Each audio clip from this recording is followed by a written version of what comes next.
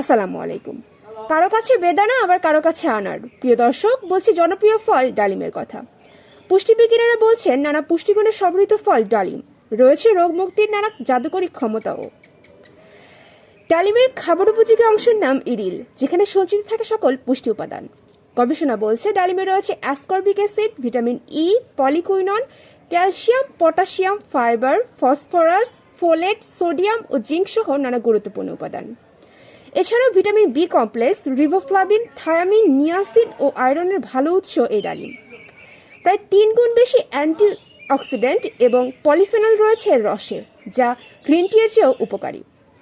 এই ডালিম স্মৃতিরক্ষাজনিত রোগ, অ্যালজাইমার্স, কুষ্ঠরোগ, হৃদরোগ ছাড়াও কাজ করে ডায়াবেটিস রোগ নিয়ন্ত্রণেও। এ কারণে আয়ুর্বেদিক চিকিৎসার পথ্য হিসেবে বেশ জনপ্রিয় এই ফলটি। তাই রক্ত বৃদ্ধিতে এবং স্বাস্থ্য উন্নয়নে প্রতিদিন ফলটিকে খাদ্য তালিকায় রাখার পরামর্শ পুষ্টিবিজ্ঞানীদের। কিন্তু কোষ্ঠকাঠিন্য, উচ্চ রক্তচাপ এবং কিডনি রোগীদের ডালিম এড়িয়ে চলার পরামর্শও দেন তারা। আজ এ পর্যন্তই। এতক্ষণ আপনাদের মূল্যবান সময় দিয়ে আমাদের সাথে থাকার জন্য ধন্যবাদ। আল্লাহ হাফেজ।